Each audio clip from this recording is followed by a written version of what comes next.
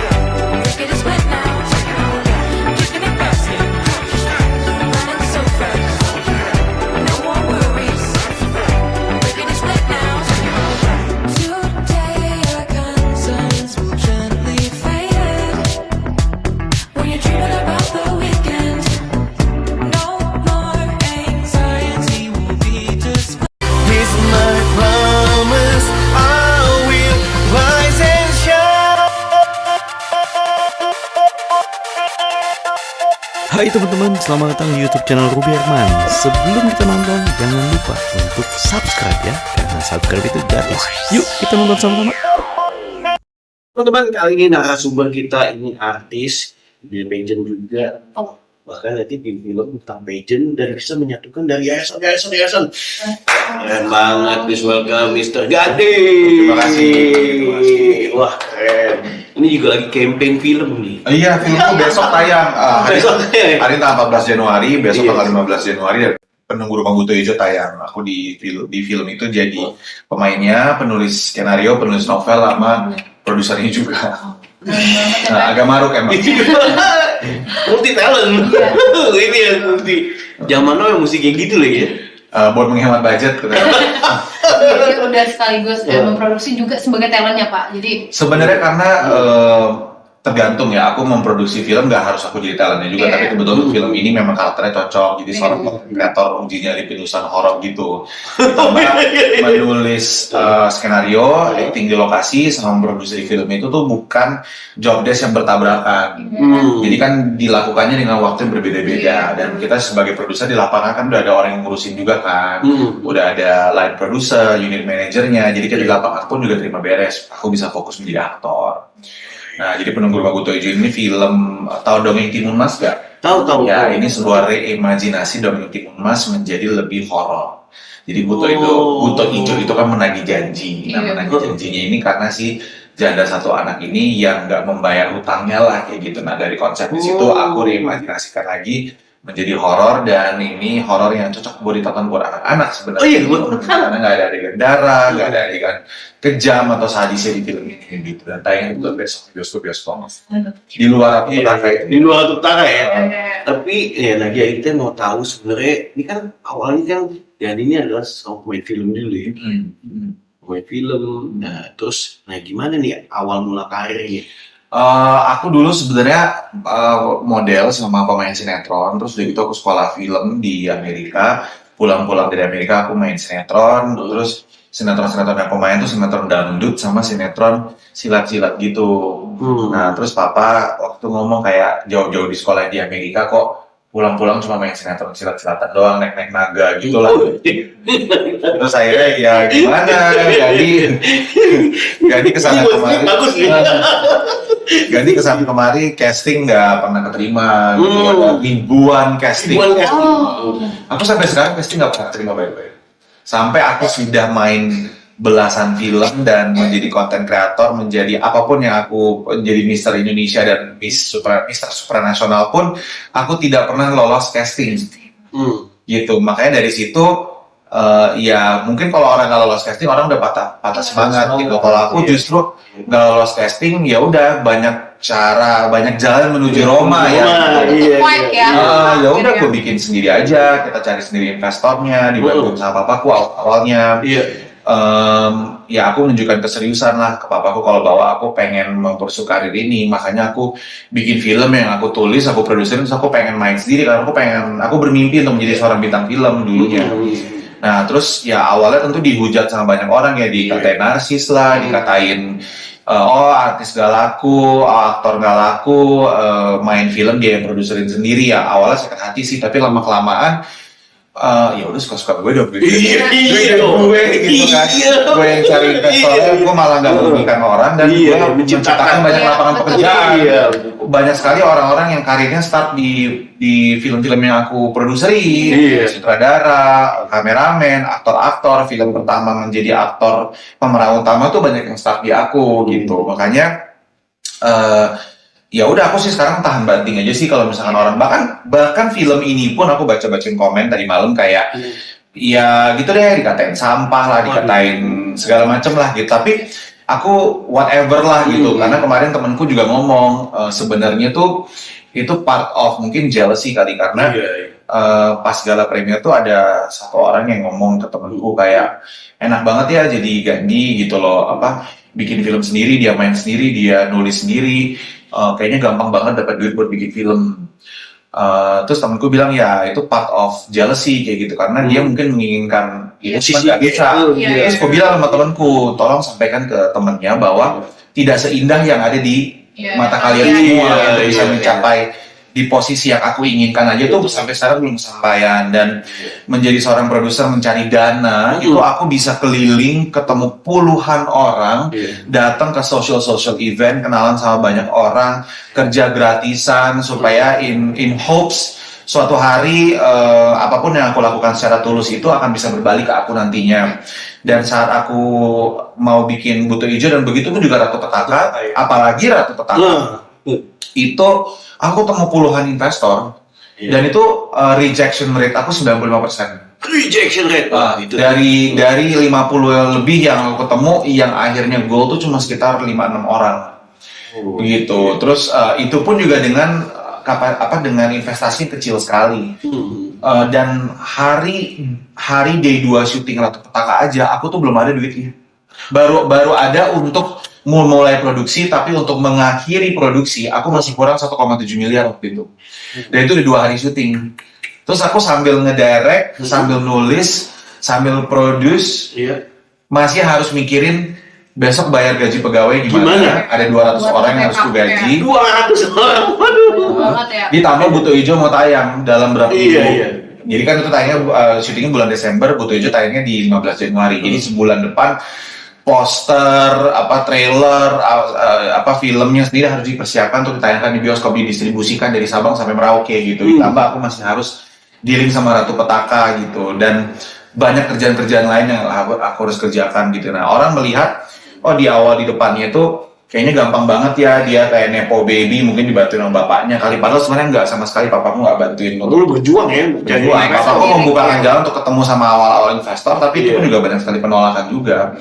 Dan sekarang udah masuk ke tahun ke-13, di mana ya masih struggle untuk bikin film ke depannya tuh apa gitu. Dan kadang mau nyerah, bahkan tadi di mobil aja menuju ke sini kayak berpikir kayak apa gue break dulu ya berapa tahun, kok gue segitu dibencinya ya sama orang, padahal gue menciptakan banyak sekali lapangan pekerjaan, gue bukan maling, gue nggak pernah narkoba, gue juga nggak suka mabok gitu loh, dan gue nggak membayar pekerja-pekerja gue, dan udah ada ribuan orang yang mencari nafkah sama gue gitu. Jadi kadang-kadang kayak sedih aja gitu kok sampai segininya. Cuman di lain sisi berapa kali ngobrol kayak tadi Rory Asyari ngechat aku atau OTW kesini, semangat ya lo, bla bla bla, banyak lah petua-petua yang dikasih gitu. Begitu pun juga tadi malam aku ngobrol sama salah satu produser film besar juga di Indonesia yang kayak udah nggak usah hiraukan aja lah, ibaratnya kayak terus fight, terus maju terus kayak gitu. Nah, pokoknya kejar mimpi kamu setinggi mungkin kayak gitu. Makanya kadang-kadang ya Allah gini amat sih mau ngejar mimpi doang gitu. Padahal gue bukan nggak ngehamilin anak orang gitu loh, nggak merugikan orang. Gue nggak ngambil duit lo, gue nggak malingin duit, gue nggak korupsi duit negara gitu loh. Tapi kayaknya gue sejahat itu gitu loh, gue sesampah itu di mata banyak orang gitu. Jadi kadang-kadang ada sedihnya, cuman sekarang udah agak kebal sih sebenarnya. Karena memang di Indonesia memang harus gitu. Kalau pengen maju ya harus dengan tantangan netizen Indonesia banyak dulu, haters ya. Iya, lu harus semangat. Ya justru ini Justru mau kalau nggak ada haters, dukung nih, mau dukung Iya. nih juga. tapi kayaknya kalau nggak ada haters malah kayaknya jadi sayang. Karena gini, Gimana? menurutku sebuah karya itu patut dibicarakan baik dan buruknya. Oh, Iya. oke. Kalau misalkan tidak dibicarakan sama sekali, itu justru malah kita harus khawatir. Nggak ada engagement gitu. Betul. Karena gini, aku kan posting beberapa campaign film Buto Ijo ini. Iya, betul. Saat aku mengkampanyekan diriku sendiri di beritanya, itu bisa ratusan orang yang komen, bisa puluhan orang, pokoknya hampir 70% menghujat, tapi engagementnya gede banget. Iya. Tapi kalau aku posting sutradaranya, aku posting pemain-pemain lain, itu paling 2 yang komen, 3, 1, nggak ada yang komen, yang like paling 70 orang, 50, nggak ada yang menghina orang tersebut, si orang yang aku sedang promosikan campaign-nya, tapi nggak naik engagementnya, kayak gitu, itu sih. Jadi di lain sisi aku berpikir ya udahlah 200 orang yang komen, tapi engagementnya 100.000 orang, Itu mah 98.800 orangnya kan juga silent majority kan, kagak ngehina gue juga gitu, jadi ya udahlah. Karena memang yang bikin rame itu yang huru-hara sih Pak. Kalau di Indonesia itu yang huru-hara tuh bakal cepat naiknya ya, kan misalnya bakal cepat. Nah saya juga penasaran nih, kenapa di antara sekian banyaknya mungkin cerita ya yang ada, kenapa memilih untuk ngambil judul Penunggu Rumah Buto Ijo nih Kak? Kalau Penunggu Rumah Buto Ijo karena aku suka banget sama novel Goosebumps. Tahu nggak Goosebumps? Jadi kamu lahir tahun berapa? 2002. Oh ya belum, berarti itu tahun 90-an. Tahu novel Goosebumps itu toko buku.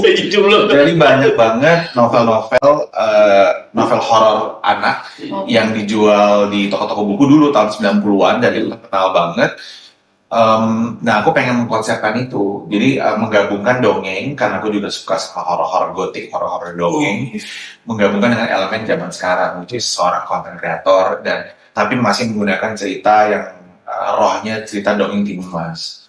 Itu makanya kenapa Penunggu Rumah Buto Ijo ada, dan judulnya bukan cuma Buto Ijo. Kenapa ada penunggu rumahnya? Karena nanti ada penunggu rumah lainnya yang pengen aku angkat. Gitu. Kita bikin nobar. Itu udah pengen apa ya? Iya, udah pengen nobar. Nanti kita. Kalau Ratu Petaka, jujur karena ya aku di pageant. Gitu, karena apa ya, waktu itu juga pas ikutan Mister Supranasional kan aku unplaced, karena aku satu-satunya perwakilan Indonesia yang nggak masuk 20 besar. Tapi ya sekarang sih jadi bersyukur ya, karena setiap tahun itu aku masih satu-satunya perwakilan yang nggak masuk 20 besar Pak. Jadi sampai sekarang masih dibahas. Masih dibahas. Oh, iya, Meskipun negatif ya, masih yang kayak tuh jadi nggak mau inget-inget tahun 2018 misalnya gitu. Karena aku tahun 2018 berangkatnya. Tapi di sisi jadi free publicity. Karena orang nggak lupa. Jadi setiap tahun aku selalu relevan. Dan aku berharap bertahun-tahun kemudian tidak ada yang unplaced. Hanya aku satu-satunya yang unplaced, supaya dalam sejarah Mister Supranasional Indonesia cuma kayak Jangan sampai gini. Ya ini Gak tahun apa-apa. 2015 kemarin dan ini unplugged. Semoga di tahun 2038 masih pada play Masih semua. gini. Jadi masih ingat anjir 20 tahun yang lalu tuh Gani masih unplay satu-satunya. Semoga Betul, begitu. betul, betul, betul. Tapi orang udah lupa yang tahun 2026-nya siapa ya? 2027 Yang menarik siapa yang nggak tahu itu, ya. gitu. Tapi masih ingat sama yang Ganinya gitu. Dan itu di kolom komentar masih sampai sekarang, padahal udah 8 tahun yang lalu. Tapi masih sampai sekarang, which is it's okay, free Dia publicity. searching siapa itu Gani? Iya, langsung searching. Dulunya agak sedikit menyesal, tapi kesini-sini malah jadi mensyukuri. Karena kalau tanpa mewakili Indonesia ke ajang internasional dan berada dalam industri pageant waktu itu, mungkin nggak ada Ratu Petaka. Which is itu film aku yang satunya lagi yang sutradarain. Ceritanya tentang sebuah kontes kecantikan bernama Ratu Indonesia. Ada 29 kontestan yang ingin merebut mahkota, tapi ada satu yang tidak selamat. Ada satu nggak selamat. Gitu. Jadi pemainnya ada 65 orang, 95% pemainnya perempuan. Lintas yayasan-yayasan ya, lintas Generasi, lintas yayasan dari berbagai kalangan. Ada yang influencer, ada yang aktor, ada yang pemain sinetron, ada penyanyi, ada pageant-pageant dari berbagai berbagai yayasan. Kayaknya ada satu yayasan yang nggak masuk di kayaknya. gitu karena Nggak usah di-spill, enak. sebenarnya karena nggak lolos casting waktu itu, ada yang casting 2 biji tapi 2 biji lagi 2 orang maksudnya, 2 orang terus nggak lolos casting, terus kayak ya nggak ada di perwakilan dari yayasan tersebut. Tapi bukan karena aku tidak mau memilih, aku bukan memilih karena dari yayasan dari mana, enggak sama sekali. Aku nggak pas casting pun nggak nanya lu dari mana asalnya, enggak lu dari pageant apa, enggak itu karena yang memang ditanya. banyak yang lebih baik aja, banyak yang terbaik Ya karena yang cari aktor kan Iya. gitu. Cuman ada satu hal yang menarik banget pas lagi syuting. Jadi kan pemainnya ada 29 yang berkompetisinya nih. Di luar yang 40 pemain lainnya. Aku bilang tuh pas lagi latihan opening dance-nya, guys, ini kompetisi buat kalian juga dalam film ini. Kalau kalian tidak hafal dialog dan kalian gak bagus dan kalian gak hafal dance, most probably kalian jadi extras di film ini. Oh, dieliminasi sekali ya? Di dialognya jadi nggak masuk dalam Nggak film. masuk ya? Itu Jadi lu kayak penyelenggara juga dong sekarang. Langsung. pas mereka lagi. Iya, jadi kan ada 29 pemain yang berkompetisi di film itu di luar 40 pemain lainnya. Nah, pas mereka lagi latihan dance itu aku sempat ngomong ke mereka kalau ini kompetisi buat kalian juga. Kalau misalkan kalian tidak bagus, tidak hafal dialog, nggak hafal dance, nggak stand out, ya bisa jadi kalian ya nggak dapat nggak dapat dialognya bisa dibuang dari film ini, nggak dapat spotlight lah kayak gitu. Terus ya udah akhirnya karena itu terjadi, mereka jadi kompetitif satu sama lain. Karena aku juga nggak ngasih tahu Siapa pemenangnya? aku nggak ngasih tahu siapa pemeran utamanya sampai di hari syuting baru mereka tahu pemeran utamanya siapa.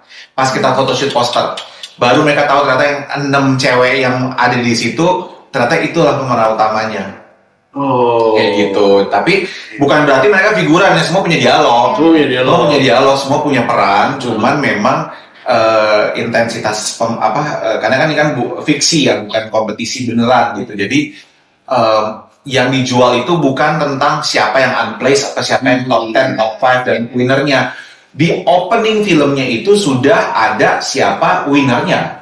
Oh, udah ada. Iya, Dari udah, trailernya juga iya, dikasih iya, lihat iya. Pemenangnya adalah si dia. Iya. Tapi yang filmnya itu tentang sebelum kompetisi, saat kompetisi berlangsung karantinanya, dan setelahnya. Ceritanya tuh di situ, bukan tentang siapa di panggungnya. Nggak penting yang menangnya siapa.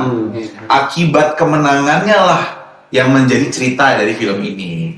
Gitu. Kita ngerasa kayak ngelihat film ini tuh kayak ajang pageant ya, seleksi, ada seleksinya, ada audisinya kayak gitu. Karena pageantnya juga pageantnya nih. di pageant, Iya, jadi iya, di iya. iniin jadi sebuah film, dikreasikan sebuah film ya. Ya, tapi bagus nih dari kisah lu. Jadi lu sebelumnya mungkin gak dapet peluang di casting, lu menciptakan peluang. Iya.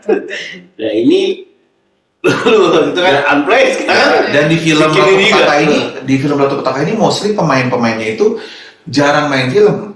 Jangan main film. Iya, kayak Angela Gilsa sama Dahlia Poland itu udah lama banget nggak main film. Dahlia Poland 10 tahun, Angela Gilsa tuh udah 7 atau 8 tahun. Karina Nadila sama Bunga Jelita Putri Indonesia yang Jelita, 2017 itu udah 5 tahunan nggak main film. Karina juga. Terus Tiffany Jolie, Indonesia's Next Top Model, dia itu film pertama dia menjadi pemeran utama. Salah satu pemeran utama maksudnya. Kecuali Jolin ya, Jolin filmnya udah banyak. Selain itu banyak banget di sini film debutan. Film pertamanya mereka. Lu mau buka jalan juga dong. Iya, film comebacknya mereka. Yang setelah kayak Adina Rasti udah lama jarang main film. Mungkin. Terus Kira Sabira, terus ada siapa lagi? Banyak banget di sini. Gitu debutan. Jadi aku memang membuka banyak banget talent-talent yang selama ini nggak kenotis sama banyak orang.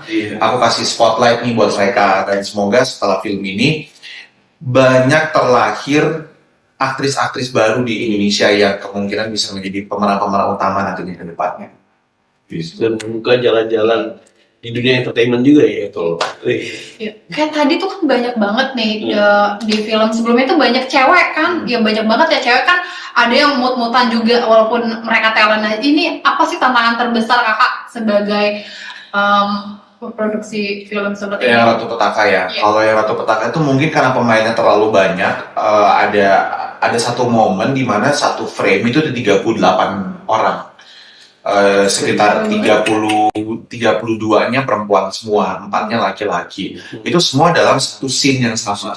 Dan itu beberapa sutradara yang pernah bekerja sama aku di film-film sebelumnya itu sampai datang ke lokasi, sampai ngomong, gue datang karena gue penasaran aja gimana lu ngurusin pengadeganan 38 pemain dalam satu frame. Ramen banget ya. Dan 38. jujur aku puas banget sih sama hasilnya. Ini film terbaikku menurutku. Gitu. Dari apa yang aku udah lihat, materi-materinya, film dengan budget terbesar sepanjang karir aku juga. Dan puji Tuhan, yang tadi kan aku bilang tuh dua hari syuting aja belum ada duitnya. Iya. Sambil ngedirect sambil muter masih nyari investor. Untungnya dapet. Dapet. Nah itu aja kadang aku nekat juga bikin film tuh baru ngamanin buat produksinya doang, terus nanti untuk distribusi sama marketingnya tuh cari lagi setelah filmnya udah di syuting. Gitu. Jadi ya untuk sekarang ya masih seperti itu. Melangkah step by step ya. Semoga suatu hari bisa menjadi PH-PH besar yang memang udah nggak mikir aja gitu duitnya, udah nggak berseri aja duitnya buat bikin film gitu. Jadi bisa punya budget yang fantastis untuk menghasilkan produk yang benar-benar setara sama kelas Hollywood lah. Gitu. Lu mau spill gak ada momen apa di dalam itu selain tadi ya 3 bulan dalam satu frame ya? Mau spill ya biar orang penasaran nih. Yang film apa nih? Ratu Petaka. Oh, Ratu Petaka. Sebenarnya udah banyak sih orang penasaran, tapi film ini menurutku Ratu Petaka adalah film yang apa ya? Nggak pernah ada di dunia. Film tentang pageant tapi horor.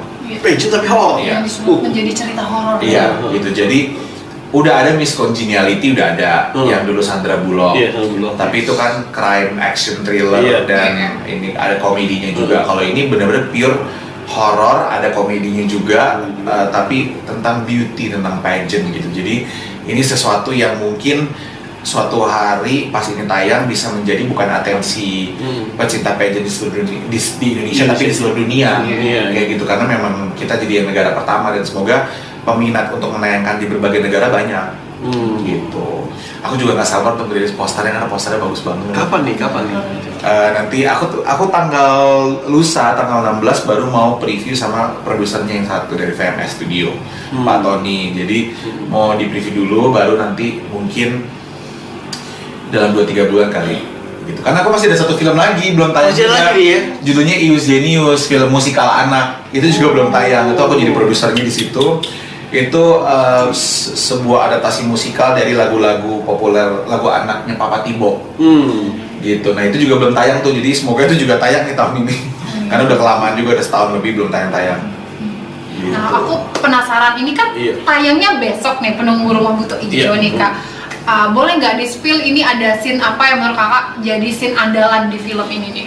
Menurut aku secara overall aja ya, bukan scene andalan. Kalau scene andalan sih aku suka ya, aku tuh masuk ke alam gaibnya. Jadi waktu aku masuk ke alam gaib tuh kamera movementnya tuh muter 360 derajat, terus kayak ada lendir-lendir berjatuhan. Nah jadi di film ini tuh nggak ada darah, disubstitusi dengan lendir. Cuman overall filmnya sendiri tuh akan menjadi film yang saat nonton tuh kayak, wah ini beda nih. Selalu kan kalau promo film horor tuh kayak yang beda apa. Kadang-kadang nggak ada bedanya juga. Nah kalau ini udah jelas-jelas beda di posternya, karena dari hantunya aja udah buto ijo. Nggak pernah ada orang yang meliput atau mengkreasikan urban legend apa jin buto ijonya ini. Nah ini yang pertama, which is dari tone warna aja biasa kan film horor tuh kan identik dengan warna merah. Nah, ini hijau sama kuning sepanjang film. Nah, gimana caranya tantangan untuk membuat tone color hijau dan kuning ini menjadi sesuatu yang menyeramkan.